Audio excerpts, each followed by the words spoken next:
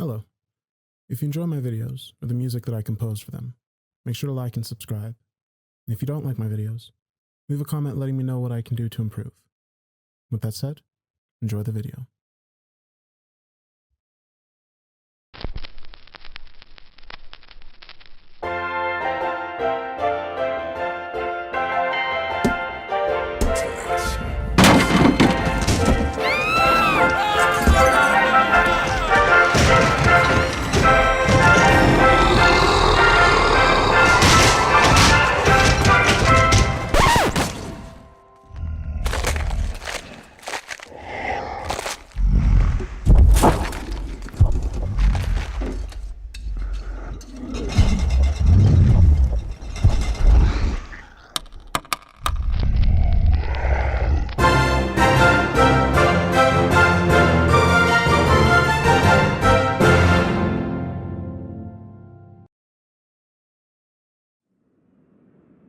Now, I know that kids can say some pretty crazy shit. For those of you that have kids, you know exactly what I'm talking about. Not the darndest thing crazy, as in the old show hosted by pre-rape Bill Cosby, where kids talk about boogers and poop. But crazy like, I guess we gotta find a good shrink kinda crazy. But in my case, I'm starting to think I need to find a good exorcist. We've been getting a fair amount of snow recently. As a kid, I'd used to see snow as a white gold gift from God that got me out of school and gave me all kinds of fun things to do outside. As an adult, the second I see snowfall, I'll start cursing my existence. Oh, great. You mean I get to wake up at the ass crack of dawn, go outside and shovel my driveway for an hour, and I still have to drive to work and likely get in an accident? Oh, wow, but thanks, Jack Frost, you fucking dick. My daughter is in paradise, while I'm trying to figure out what sins I've committed in the past to warrant such punishment. Anyways, we had a decent snowfall not too long ago.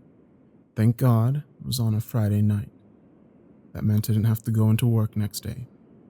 Saturday morning, after my obligatory hour of hard labor shoveling, I decided to spend the day with my daughter in the snow. And now, a quick description of my daughter. She's literally the cutest 5-year-old ever.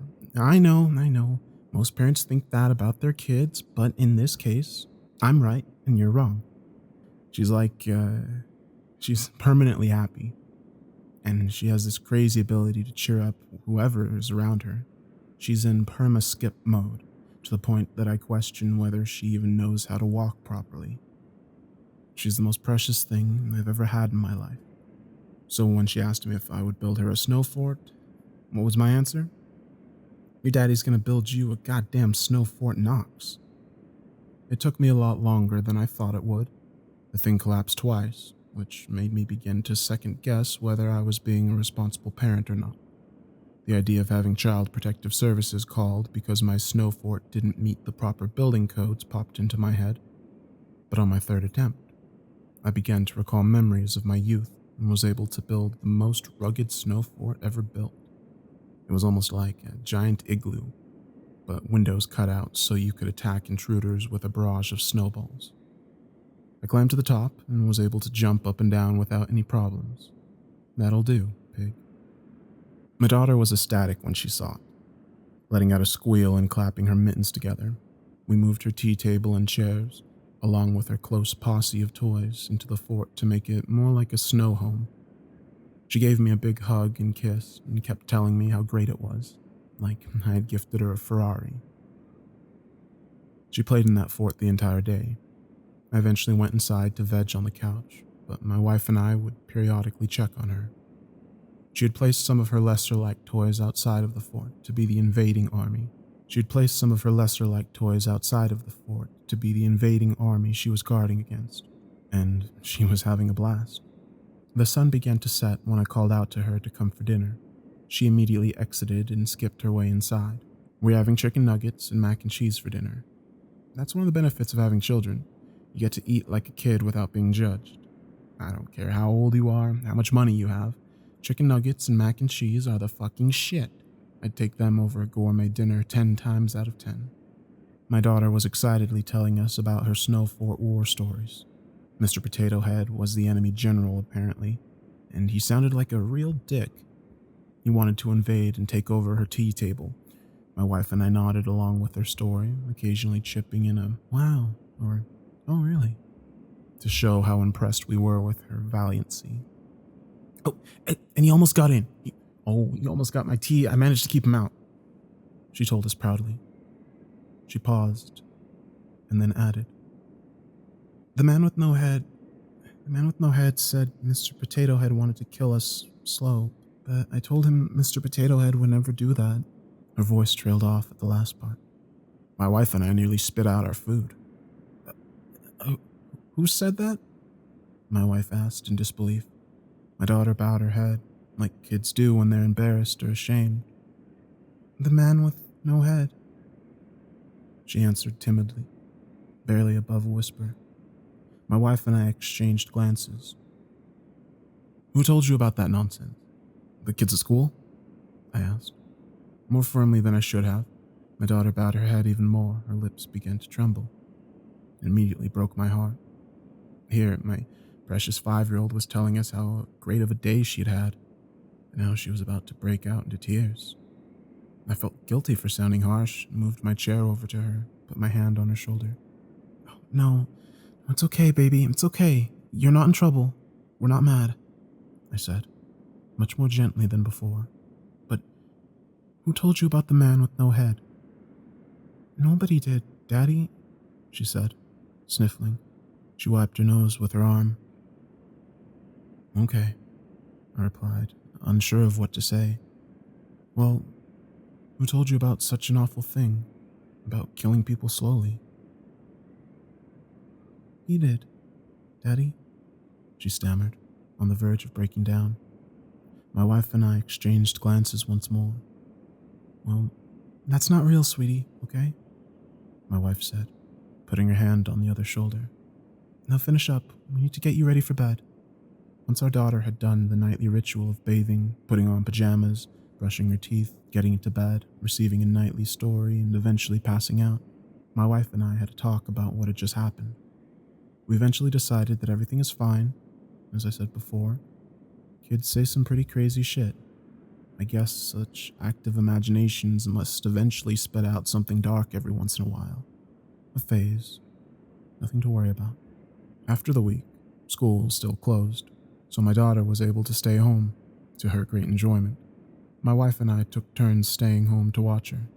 Every day, she'd go out to her fort and play. She'd spend every minute she could out there, almost like she was possessed. Over time, however, I began to notice a change in her. She wasn't smiling as much. Her skip had turned into a sullen walk. She wasn't the happy girl I liked to brag about anymore. We'd ask her what was wrong, but she wouldn't answer. In fact, she stopped saying much of anything. Maybe it wasn't a nothing to worry about phase like we originally thought. We began talking about seeing if there was someone she could talk to, because she definitely wasn't talking to us. I was tucking her in one night when she finally opened up. "Daddy, can you make him go away?" she asked, sounding miserable. "Make who go away, honey?" I asked gently, stroking her arm. "Man with no head." I sighed. "He's not real, sweetie," I assured her, hiding that I was slightly disturbed by the idea.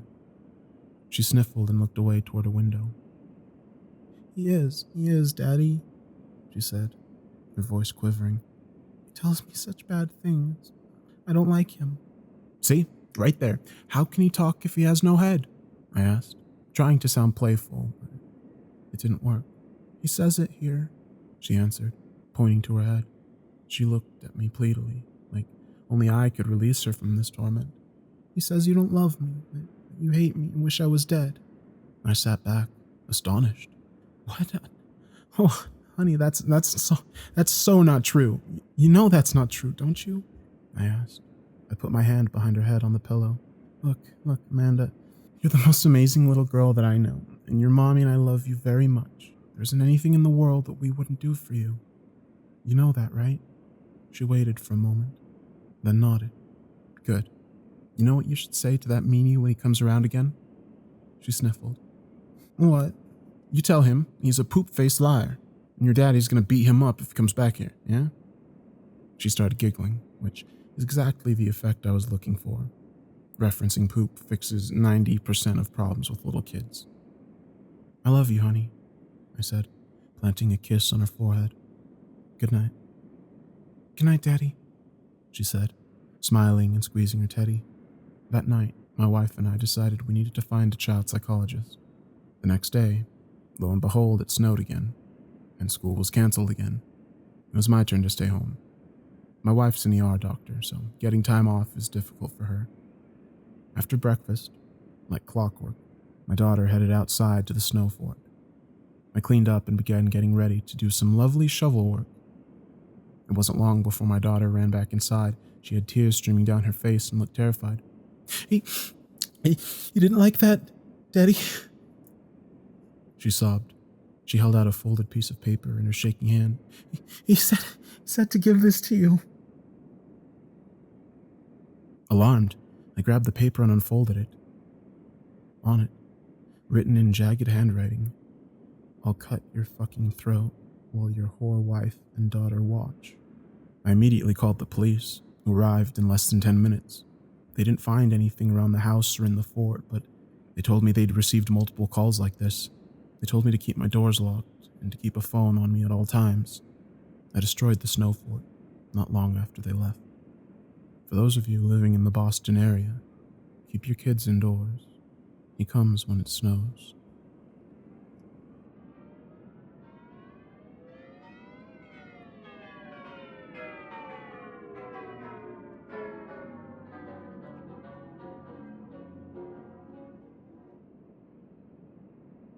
He first suspected that they were going to eat him when he noticed the distinct lack of Yuletide smells. It wasn't perhaps a conscious thought, at least not one which had been fully realized, but there was a clearly growing uneasiness within him. Somehow, he just knew. Surely, if a family invited you for Christmas dinner, the house would be filled with wonderful aromas associated with the annual feast. Succulent roast turkey, honey-glazed vegetables, perhaps the fumes of mulled wine or a brandy-covered Christmas pudding. But no, all of those were absent, yet the table was set. It was a particularly bleak Christmas, and while snow was often welcomed at the festival time of year, the penetrating cold and frost which seemed to sabotage both homes and their residents' bodies was not. The temperature had plummeted on the 7th, and there had been no sign of any forthcoming reprieve. Families attempted as best they could to reach one another, but for many it was to be a lonely Christmas day. Travel, especially for the elderly, was almost impossible for fear of slipping on the ice. One fall was all it would take for a broken hip or shoulder, and from the more fragile individuals amongst them, recovering from such an injury was not an easy task, certainly not as easy as it would be for those of a younger vintage. The Cardinal family had taken pity on an elderly gentleman who had recently moved into the neighborhood only a few streets away. They were of an upstanding stock and took part in a local home help initiative, spending time with the old and vulnerable. Everyone knew and loved them. Timmy was the youngest, a boy of only 5 or 6. He was a child who all looked upon with great adoration, never complaining, never causing trouble, always adorable, and his 10-year-old sister, Camilla, was equally as admired. They were both a testament to the caring and nurturing parenting skills of Ben and Lucy Cardinal. Each year, as the cold winter drew in, the Cardinal family were admired for their dedication and commitment to those around them. Their passion, almost zeal, for helping those who were less fortunate, but behind the smiles and the skin-deep facade of that of a loving family, lurked a far more sinister purpose. They had a tradition each year, a way to reward themselves for their kindness and generosity, one which stemmed back through many previous generations of the Cardinal family. Each Christmas, they would invite a guest for dinner who would be welcomed with open arms into their home, sat down at a beautifully set table, provided with humorous and enjoyable Christmas conversation, and then, by the light of the roaring fire, the the guest would be stabbed to death and eaten gratefully. They all reveled in this old tradition, with Tommy looking forward to it the most. He had a voracious appetite and a waistline to match it, but children do get wrapped up in the anticipation of a family Christmas, and his parents were delighted to see a growing boy fill his belly.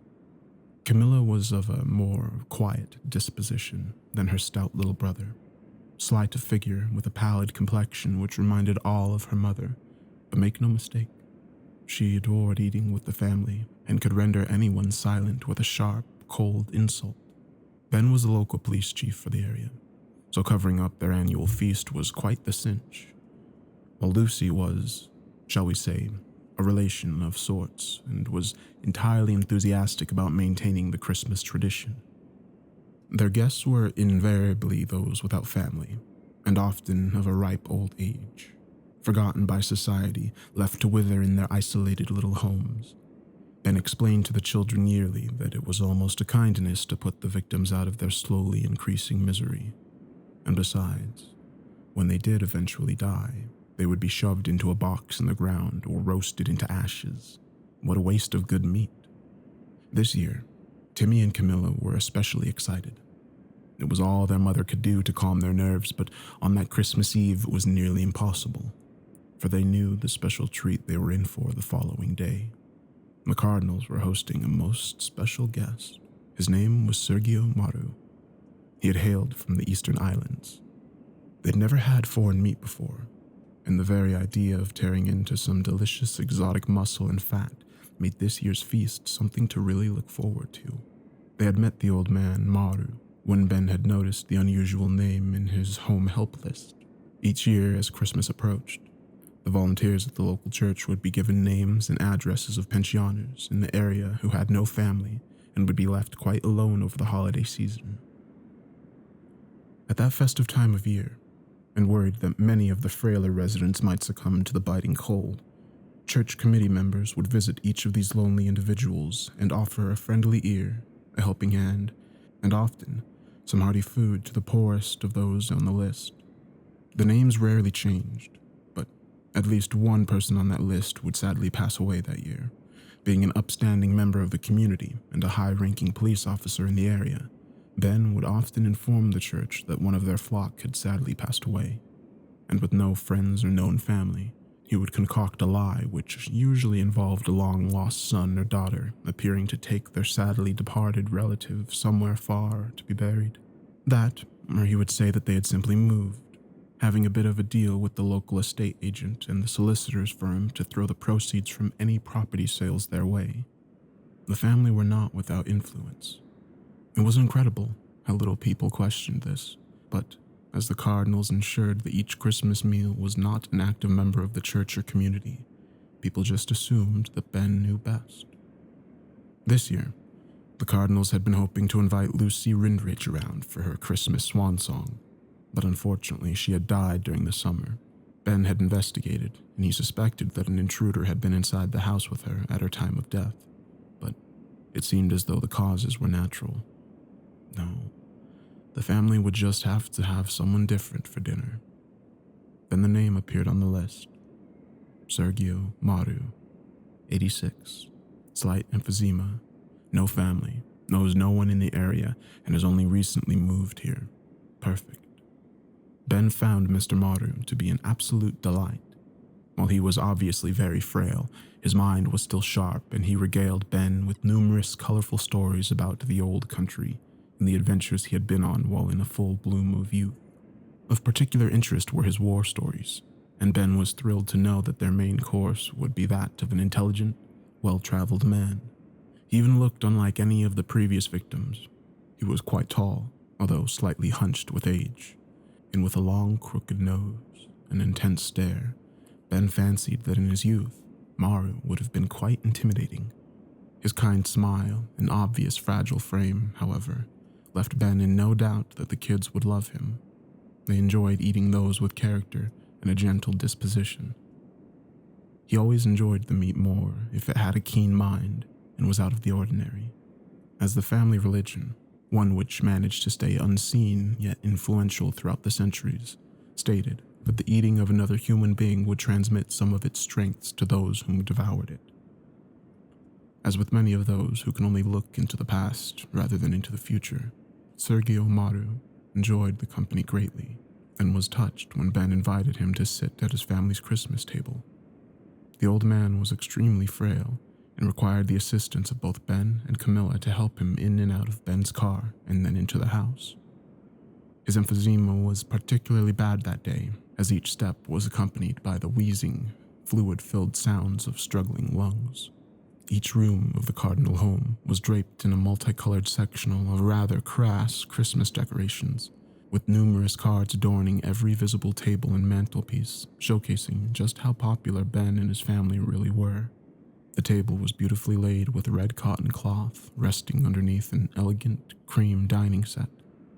The old man found that the rest of Ben's family were just as pleasant and congenial as he was. Timmy and Camilla were kind and very well behaved for their age, helping the frail old man to his chair carefully, then waiting on him, topping off his drink as their mother and father busied themselves in the kitchen. Finally, Lucy appeared carrying a huge centerpiece plate. It was unusually large as she sat it in the middle of the table, empty and devoid of food. The old man Maru caught a look on Lucy's face. It was brief, and he immediately attempted to disregard it as a product of his imagination, but it unsettled him deeply. It was as if a private joke had been passed between the eyes of Lucy and her children, a flicker of a grin, not one of kindness or of Christmas spirit, but rather one resembling that of a conspiratorial bully, as if Sergio was the unwitting recipient of some unwholesome prank, waiting to be ridiculed. Just as the unease began to diminish, Ben appeared with a large, jagged carving knife and a long, two-pronged fork, which reminded Sergio most of a butcher's implement that would be required to cut a decent-sized turkey, a turkey which became increasingly conspicuous by its absence.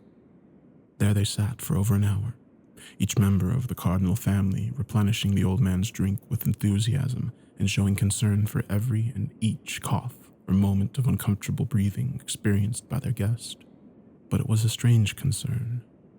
There they sat gleefully, asking Maru questions and then listening to the stories and answers which came about his life, where he had lived, how many battles he had fought in. But the interest and concern seemed to be distant somehow. It was only skin deep. Each time their guests mentioned the old country, those same conspiracy-laden glances were traded across the table, as if excited, not by the content of the story, but rather the simple fact that Maru was a foreigner. The absence of not only the food, but that of the mere mention of it was unsettling enough. But what was more perplexing was that Ben repeatedly stole looks toward an antique clock which sat on the mantelpiece above the fire, looks which were poorly hidden and betrayed their purpose. He was counting down the minutes to some event, while the old man had no idea of what the event was. The certainty was apparent that it was not connected to anything cooking in the kitchen. Maru knew that there was simply no food being roasted, grilled, or even cooled on the window ledge nearby. Whatever was being planned, it was not going to involve him eating a Christmas meal.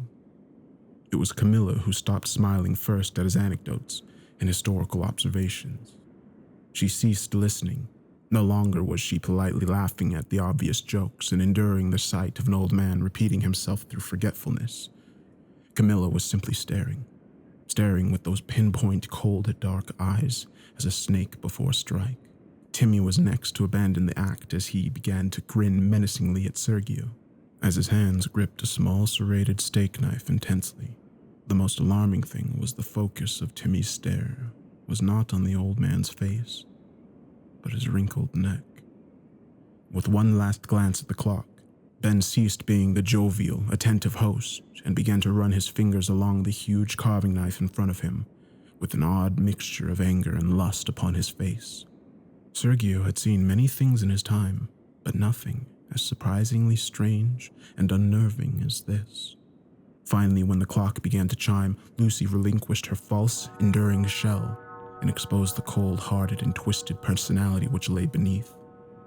As the chimes slowly rang throughout the house, one by one echoing in lonely, and piercing in their symbolism, each of the cardinals rose up from their chairs, sharp, jagged knives in hand, and waited.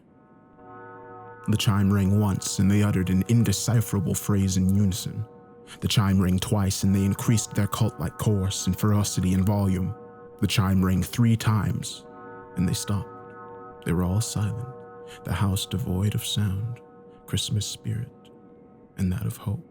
The old man's wheezing grew in intensity as the uniquely bizarre sight of the twisted family about to dine dawned upon Sargiu.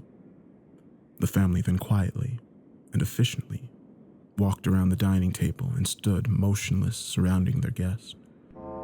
Just as the old man was about to inquire what was to become of him, the clock on the mantelpiece burst to life one final time. The chime was different from the others. It was sharper, somehow fouler, and echoed once and once only throughout the cardinal home. From behind, Lucy slit the old man's throat ear to ear, and Ben thrust the carving knife deep in Sargiu's stomach. Both parents then removed their knives and stood back, watching with pride as Camilla cut and stabbed repeatedly, while Timmy thrust his steak knife in and out of Maru's legs, neck, and arms. After a few minutes, the frenzy diminished as both children grew tired, and with one final downward thrust, Timmy drove his steak knife so deep into the old man's hand that it skewered it completely, embedding itself into the table on which the hand rested. The children now ran to their parents' collective embrace. They hugged and rejoiced in what was a fantastic Christmas game, and now could look forward with delight to some succulent, exotic meat. Arms wrapped around one another, they stared at their victim and began to laugh loudly, commenting on the old fool stories of times gone by, the war, the old country. And as they turned to each other once more, the laughter diminished, and they all looked into each other's rosy, blood-covered faces and shared a family moment. This had been one of Ben's favorite sacrifices. But the laughter had not completely ceased. One person was still laughing loudly. Confusion turned to abject horror as the bizarre truth revealed itself. It was Mr. Maru. Sitting covered in blood, his head tilted back and the deep cuts in his throat wide open, the dinner guest laughed loud and strong, a laugh which was both young and old. His head arched forward as he pulled Timmy's steak knife out of his hand, dropping it on the floor. Camilla screamed as Lucy hid behind Ben. What they had thought to be a corpse now stared at them all, as they had stared at it with a singular purpose. Timmy began to pee himself and cry as 2 previously retracted fangs cracked through the old man's upper gum, revealing a serrated and terrifying grin. As he rose to his feet, Lucy fainted, and with both hunch and age now gone, the cardinal's guest loomed tall and dark before them, his eyes piercing, telling tales of countries and decades and centuries of existence. Sergio Maru ate well that Christmas.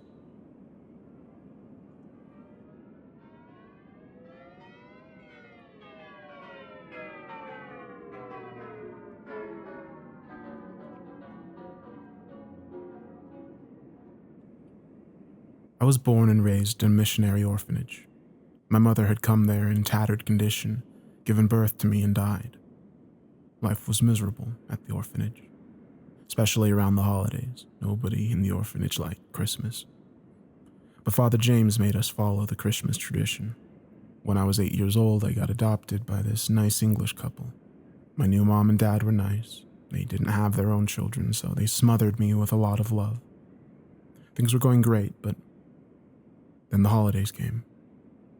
I asked Dad if they celebrated Christmas in the house, and he said yes. My heart sank, but I loved them so I decided I would happily celebrate Christmas with them. On Christmas Eve, when my mom and Dad were returning to their room after a long session of carols, I followed them. When they were kissing goodnight, they saw me. A smile appeared on my mom's face, but it turned into a look of horror as I started to strip my clothes down. Mom and Dad came running and covered me with blankets seconds before I got totally naked and asked me what I was doing. I said it was Christmas. Are we not supposed to celebrate Christmas? My dad, who had turned pale, said, "This is not how we celebrate Christmas, sweetie."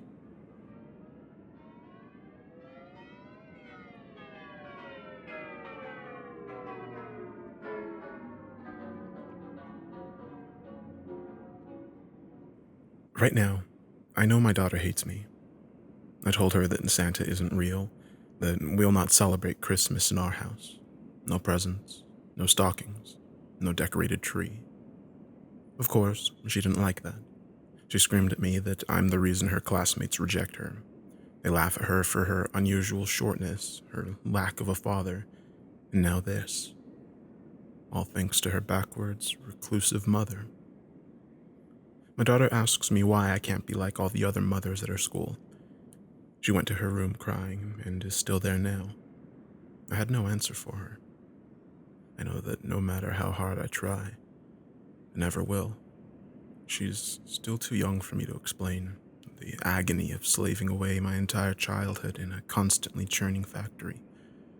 The horror of seeing my parents sliced to death before my eyes for making too many mistakes. The knowledge that a being who can see into your mind, into your soul, could be lurking in every shadow, and if he heard disloyal thoughts, he would not hesitate to murder you then and there. There are 10 of us who tried to run away that year, on the night that he would not be there to stop us. Would have never have dared to join them if I had not learned that I was pregnant. I couldn't allow myself to bring a child into such a world. But our journey across the ice and water was too long and too slow, and he found us before we reached safety. The 5 who had not yet made it to shore in their boat were devoured immediately. The rest of us could only run and not look back. He caught up to us. Of course he did. I have not told my daughter how her father died.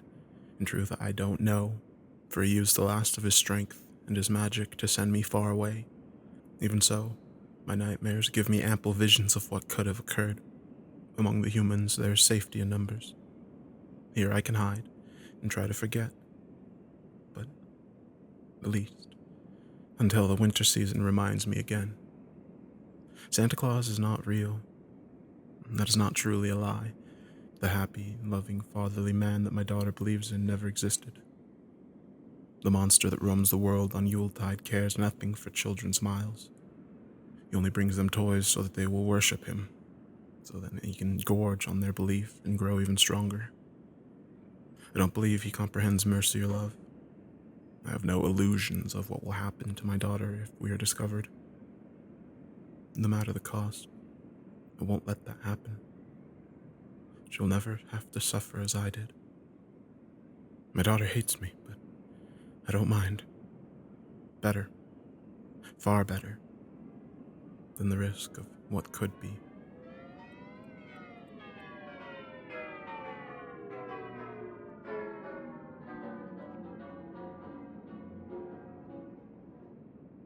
As Christmas is just around the corner, I remembered something that happened on the day of Christmas 7 years ago. Well, it started a couple of days before Christmas, but on the day of the most popular holiday, I discovered that a single household can hold the worst and best types of people. Before I confuse any of you even further, let me explain why I had to quit my job on the happiest day of the year. For those of you that either work at any of the Walmarts or Targets, you know that the giant green bins where customers can donate toys for underprivileged children are a complete scam. For those of you that don't know, on the day before Christmas, my manager would get our warehouse workers to bring both of the bins back and we would restock those toys. Most managers in the other stores would do the same thing. It would help them hit quota, and because of that, would get them a bigger check. It's fucked up, I know, but I couldn't really do anything about it. I had a family to take care of, and though this job was far from glamorous, I still managed to pay for everything we needed. I don't remember everything that happened, but I feel like it would be easier for me if I divided it by days. December 20th, 2010. I was walking around the store, trying to act busy, when I saw a little boy walking around the store alone. He was wearing a white shirt and a pair of jeans. Both articles of clothing were filled with holes and stains. He didn't have any shoes or socks on. Concerned, I started to walk up to him and see if he was lost. But before I got to him, he turned the other way and started running towards the exit. As he was leaving the store, he grabbed a couple of toys out of the donation bins and ran out the exit. It took me a couple of seconds to figure out what the hell happened, and I ran up to the doors. He was long gone. December 21st. I saw the same kid around 2 in the afternoon. He was walking around the store wearing the same clothes. Without hesitation, I waved my hand towards him and asked, Do you need anything? It's not nice to steal. If you just tell me what you want, I'll be happy to get you something. He turned towards me, and it took everything out of me not to let out a gasp. On the front of his shirt, there was a 5-inch long hole, and blood was slowly pouring out of the hole. I tried running up towards him to help him, but he shook his head slowly before running out of the store just like the day before. Blood was dropping on the floor around him. He grabbed a couple more toys out of the bin before running out of the store. I was close behind him. By the time I ran through the door, I couldn't see him anymore, which was enough to raise some flags. The parking lot was huge and surrounded our store. There was no way he could have been that fast. I tried looking at the front of the store, thinking he was hiding, but after 30 minutes of trying to find him, I gave up. When I walked back into the store, I tried to find the little drops of blood on the floor, but they were gone. I asked a couple of the other workers, but they told me that they didn't see any blood. December 22nd. I didn't want to do it, but I didn't have any other choice. I was concerned about the kid. And after a night of thinking about what I should do, I decided to tell loss prevention about it. I told them right as I came in at 10 in the morning. By 4 in the afternoon, I was asked to come review the tapes with them. When I walked into the office, I saw that one of the LPs and the general manager was in the room watching the tapes. The manager motioned me over to the seat next to him and asked, "Around what time did you see the kid?" I told him it was around 2. As soon as I told him, he let out a sigh and asked, "All right, Jared, answer me truthfully. Have you been doing any types of drugs? Just be honest. You've been working here for a while. I won't fire you. You'll still be in line for the assistant manager position." Thrown off, I let out a scoff and asked him what he was talking about. Without saying a word, the manager took the tape back to 2 p.m., and I watched in horror as I started running around the store like a madman. The kid wasn't on the tape. He turned around and faced me before asking, "So, are you sure you didn't do any drugs? You're a good worker. I would hate having to fire you for lying." Not trying to make it any worse, I told him that I was just exhausted from the holiday schedule and I'd even take a drug test if it was necessary. He stared at me for a couple of seconds before telling me to take a couple of days off and rest. December 24th. The past 2 days were spent with my family. It's amazing how fast your kids grow. He's 3 now, and honestly, the last time I was able to spend time with him was about 6 months ago.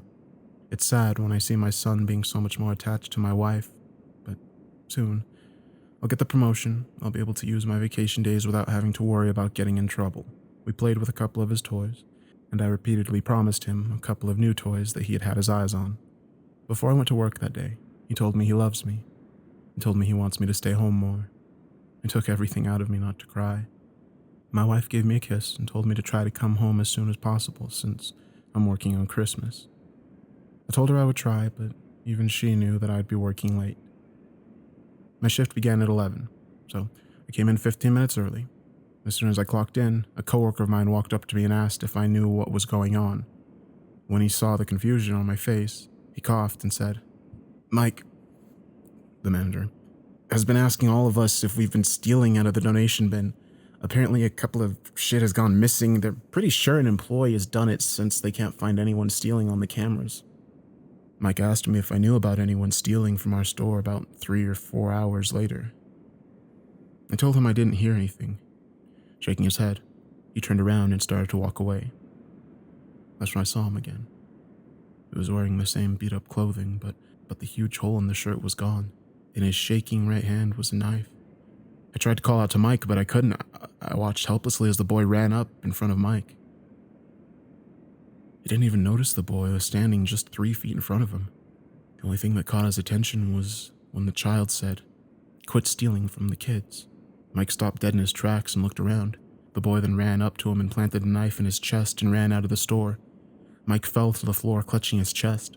After a couple of seconds, his hand fell to his side, and he was completely still. There wasn't a cut on his body.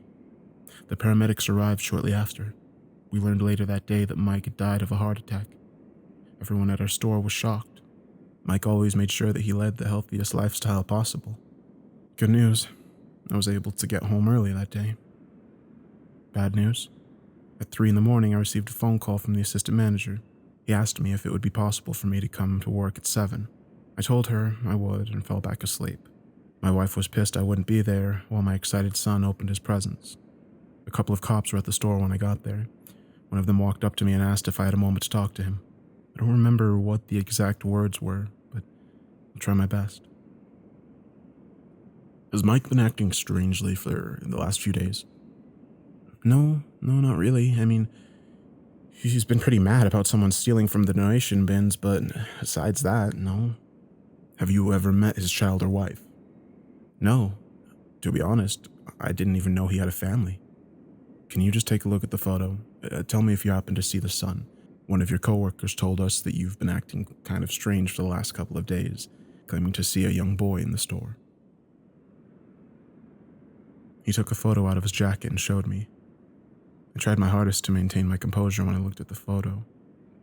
It was the boy that I saw in the store. He was even wearing the same clothes. That was the last photo taken of his son. His son was found in Mike's bedroom with a knife wound on his stomach. Looks like the son had died of blood loss. The wife was found in the living room with a knife in her head. The only person alive was his 2-year-old daughter. She was in the basement surrounded by what seems like completely new toys.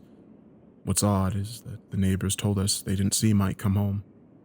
Several people at the bar he frequented told us that he was pretty much there every night for the past couple of days, but the baby wasn't malnourished in any way. There was even a bottle of juice sitting next to her when we found her. I didn't want to seem crazy.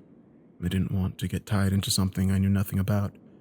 Instead of telling the truth, I told them I never saw the boy in the picture.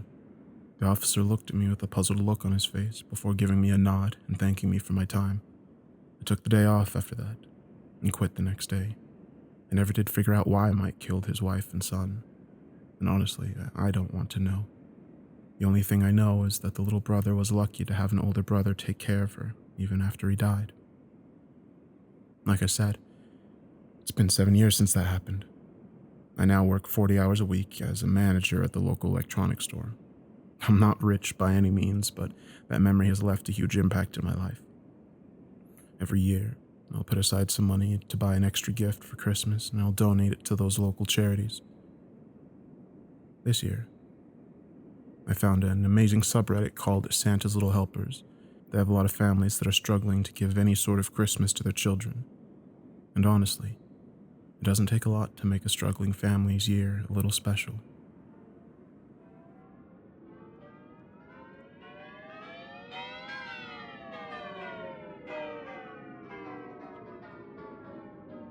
In retrospect, we were extremely foolish. But in retrospect, they were so charming and lifelike, the Santas.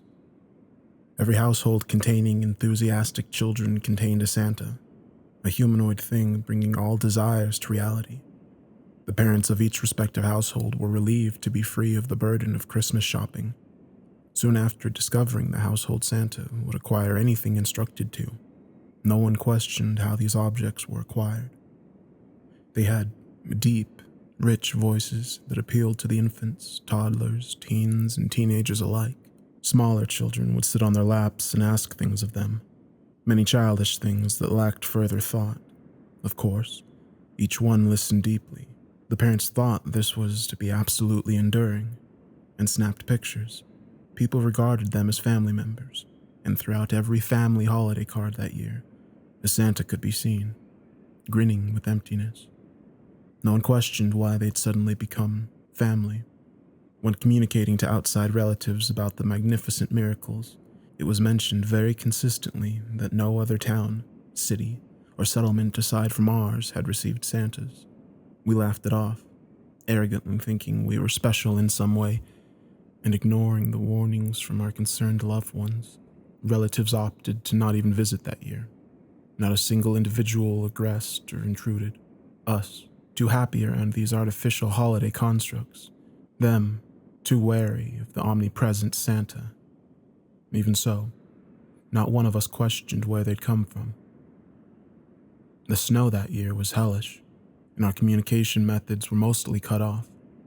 Despite this, the Santas supervised and helped eager children in their creation of snowmen and snow angels, and intermittently participated in the ever-appreciated snowball warfare. It was then that they turned on us, is something I'd like to say. But whatever mechanics drove them didn't wear out, malfunction, or break. Not even their assaults with snowballs damaged them. They were a part of our families now, and so they stayed. After Christmas, they lingered. After New Year's, they remained. Even after Chinese New Year, they hadn't left. The snow picked up and we were isolated, stuck with them. Yet no one found this disconcerting. I'm one of the few, if not the only person that is unnerved by this. I'm single, no kids, and so I didn't receive one. I observed all of this foolishness with no way to prevent it. I fear that one day they will turn on us. They were sent for a reason. Contact with the outside world lessens. This was the only method I had left to convey this to anyone who would listen. And I'm suspicious that a future will arrive where they'll kill us all, like shooting fish in a barrel. The unknown creator, whoever they are, wherever they are, must be biding their time until their creations blend wholly into the woodwork, become a regular part of their routine until we forget why we ever wondered about them at all. They're waiting until we get too comfortable with our bearded buddies.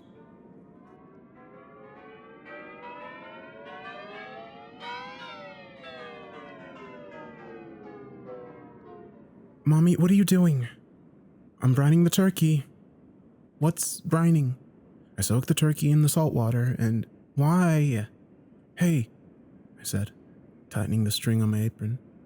Why don't you go play with the Starman toy I got you? I don't want to play with it anymore. Kids these days lose interest in the new toy in an hour.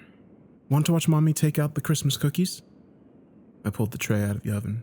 Heat nipped at my fingers. The cookie Jackson made was burned at the edges and terribly misshapen. Your cookie turned out great, see? Can I eat it now? He asked, his grimy little hand shooting for it. I thought it was for Santa. It was, but I'm hungry. And if everyone else is feeding Santa cookies, he doesn't really need mine, right? Smart kid. I led him into the dining room with the cookies and a tall glass of milk. There you go, honey. He sat down. I glanced out the window. Christmas lights from the house across the street twinkled back in the falling dusk. I patted him on the shoulder and began walking away. Mommy! What now? Yes, Jackson. I hear jingling. I hear jingling of Santa's reindeer. That's nice, I said. Probably just the old man next door walking his corgi, but whatever. I'm not going to rain on his parade. I'm going to go listen to the reindeer. Thank God. Finally, something to keep him busy. I returned to the kitchen and frowned at the turkey. It looked so pale and slimy. My mother would be here tomorrow, and she was so particular about it. Don't overcook it. It'll be too dry. Oh, don't put too much salt. Nobody likes a salty turkey. Oh, and don't burn it. Oh my goodness, don't burn it. Her voice echoed in my head. Dave made such a perfect, wonderful turkey last year. The way he seasoned it was exquisite. Yeah, well, then I caught Dave seasoning someone else's turkey, so to speak. Mommy, I hear them, he shouted. That's great, I called back. Dave's attempts to reconcile were, to say the least, lacking. Sometimes he'd leave a voicemail just saying, I love you, then hanging up. Other times he'd text me a photo of his hand wearing the wedding ring. No caption, nothing else in the picture, just his hand. And the ring was so stupid looking anyway. The silver encrusted with a ton of tiny garnets because red is the color of love. Red is also the color I saw when I found him Mommy, I hear them. The jingling, the footsteps. That's great, honey. Listen. I sighed and rinsed the slime off my hands. Okay, Jackson, I'm coming, I said, stepping into the dining room. I listened. I froze. My heart began to pound. Santa's here, see? He squealed. It wasn't the jingling of bells or a leash. It was the jingling of keys as someone tried the lock. I grabbed Jackson's arm and dragged him out of the dining room. Mommy, what are you doing? We're going to sit here and wait for Santa to come down the chimney, see? I said, my voice quivering. I eyed the back door. Could we make a run for it? He's on the roof, Jackson squealed, grinning. I hugged Jackson, holding him as close as I could. I screamed. Jackson broke free of my arm and ran towards the chimney. Then I saw it. A small box, wrapped in black paper, had fallen through the fireplace. "Jackson, no!" It was too late. He picked it up, grinning. Then he frowned. "No, it's not mine." He shoved it into my lap. "It's for you, Mommy." Hand shaking, I picked it up.